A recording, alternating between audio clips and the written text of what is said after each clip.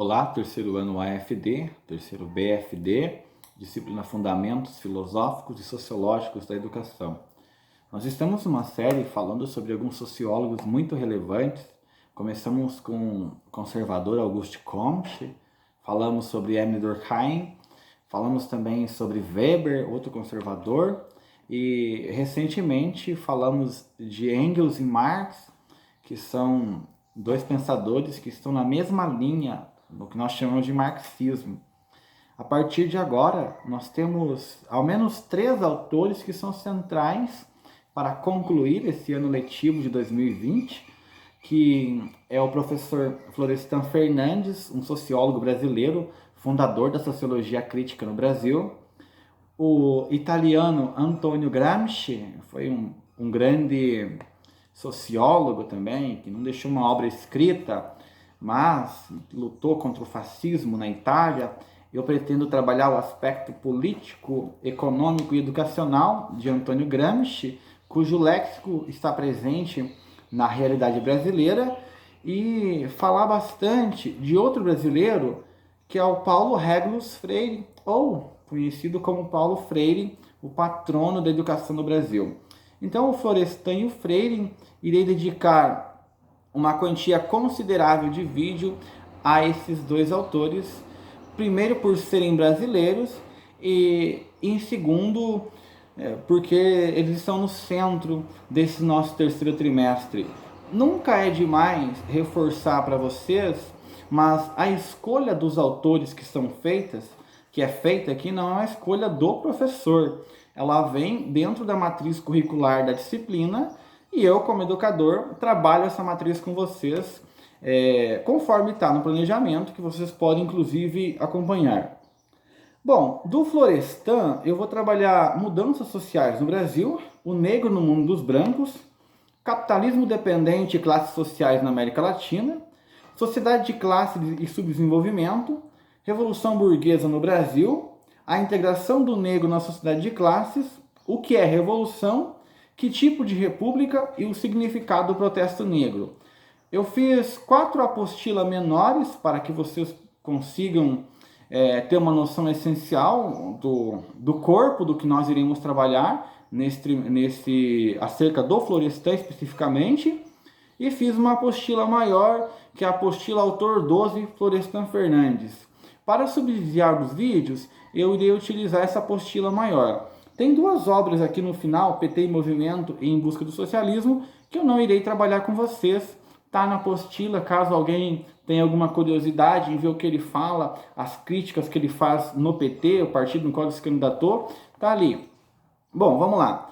O Florestan nasceu em 1920, morreu em 1995. Ele nasceu em São Paulo, órfão, filho de uma imigrante portuguesa. Teve que trabalhar muito cedo, começou a trabalhar com 6 anos de idade, foi engraxate, fez todas aquelas funções que o filho pobre faz em uma das grandes capitais brasileiras. Ele viveu nos cortiços, então ele sabia bem acerca da realidade das populações do cortiço, banheiro coletivo, 15, 20 pessoas convivendo em um mesmo ambiente, crianças expostas a um linguajar que não é adequado para a idade, práticas sexuais sendo observadas por essas crianças, entre outros aspectos. Essa é a vida particular do Florestan, alguém de uma infância miserável, por assim dizer, né? Chegou a passar fome e que conseguiu estudar após os 17 anos, conseguiu cursar uma faculdade, mais tarde, por meio de muito esforço, conseguiu se envolver conseguiu adentrar na Universidade de São Paulo, na USP, conseguiu ser professor naquela instituição, foi caçado durante o período da ditadura militar, como muitos intelectuais, foi preso, ficou um período detido, foi solto por pressões sociais, posteriormente teve que abandonar o Brasil, lecionou no Canadá, enfim, é alguém muito influente no cenário brasileiro.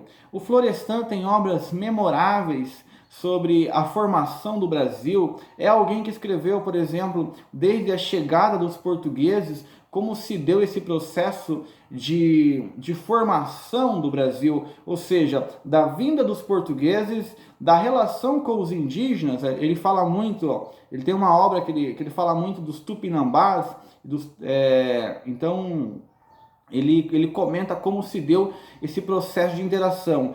Em relação ao bandeirante, o papel do bandeirante na formação, o papel do imigrante italiano, do imigrante europeu, asiático que chegaram no Brasil, como se deu a formação das primeiras indústrias. Ele realmente estudou esse século XX, século XIX, pós-república, de maneira ímpar. Abordou também uma questão que é central em seu pensamento, que é a questão da democratização racial. Havia uma dúvida que pairava sobre o mundo, como que um país como o Brasil podia se apresentar como que podia ser viável um país como o Brasil, né? País formado por indígenas, por negros, por europeus, asiático. E ele foi, ao contrário do Gilberto Freire, ele tenta desmitificar, fala que não há uma democracia social no Brasil, conforme a nossa imagem chegava lá fora. Todo mundo achava que o Brasil era um país no qual as raças, por assim dizer, viviam em considerável harmonia. Então o Florestan ele foi contratado pela Unesco, pela ONU, para fazer um estudo de como se deu a inserção do negro na sociedade de classe. Tanto é que eu vou trazer 3 obras que abordam o tema em questão, e ele é um sociólogo que não se furtou ao posicionamento político. O professor Florestan, ele é marxista de origem, ele é assumidamente marxista. Ele diz que é impossível você, tal como Freire, que nós veremos posteriormente, é impossível você manter a neutralidade num assunto. O Weber fala que não existe ciência isenta de pressupostos. O professor Florestan, estudante da obra de Weber e da obra de Karl Marx, vai dizer que a ciência ela tem que ser realmente objetiva, mas que ao intelectual cabe a função de se posicionar. Para ele, não basta o intelectual, para Florestan, que está lá circunscrito, detido nos umbrais da universidade e que não vai até o povo. Então ele, estudando pelo seu processo de vida, se identifica como marxista e assim se apresentou durante todo o período.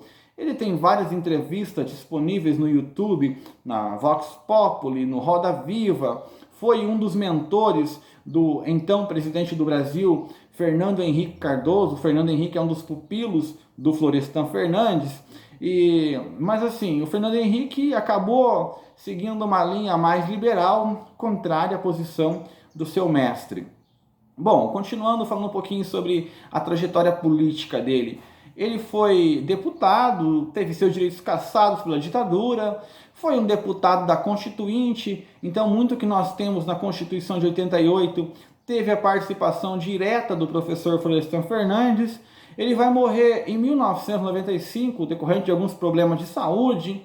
E na época, 95, o país, o Brasil, ele não tinha a tecnologia que tem hoje para tratar algumas doenças. Então muito se discutiu a época da morte do professor. Será que se ele tivesse ido para o exterior, teria conseguido sobreviver mais um tempo considerável e com qualidade de vida?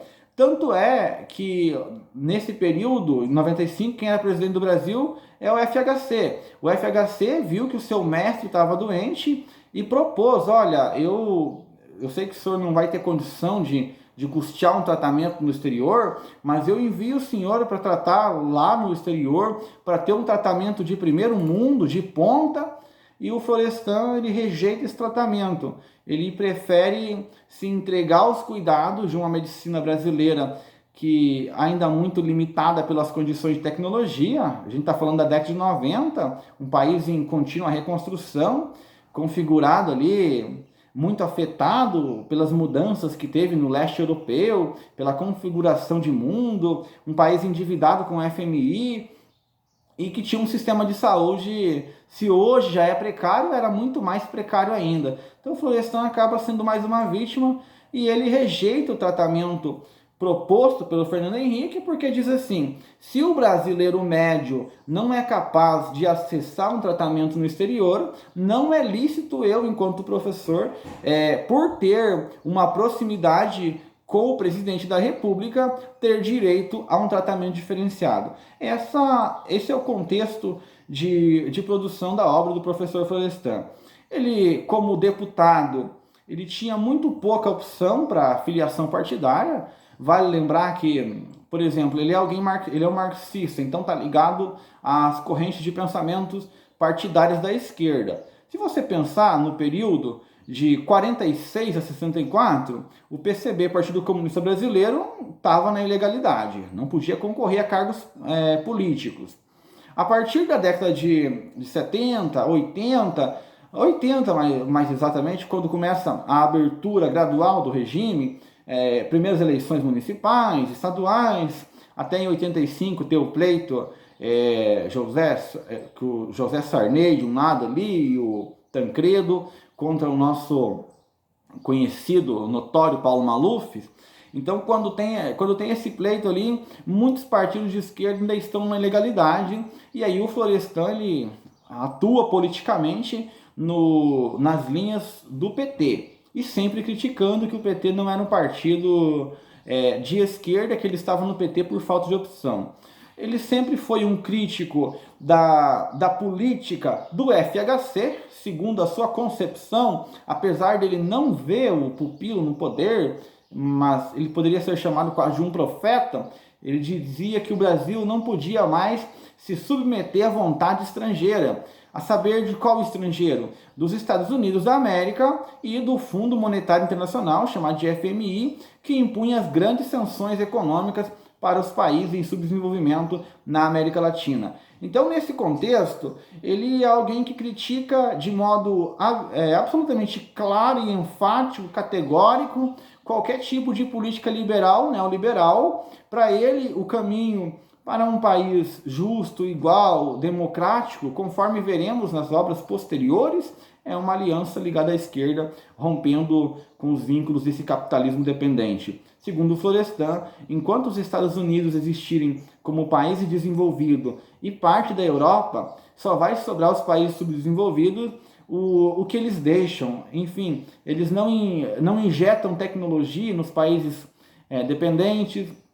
As tecnologias aqui sempre chegam quando já foram lançadas lá. Essa era a previsão do professor Florestan até o ano de 1995. Eu vou finalizar o vídeo por aqui, fechando na biografia do autor. Na próxima aula falarei com você sobre a obra Mudanças Sociais no Brasil, uma obra de 1960, escrita entre 1946 e 1959. Qualquer dúvida, basta perguntar.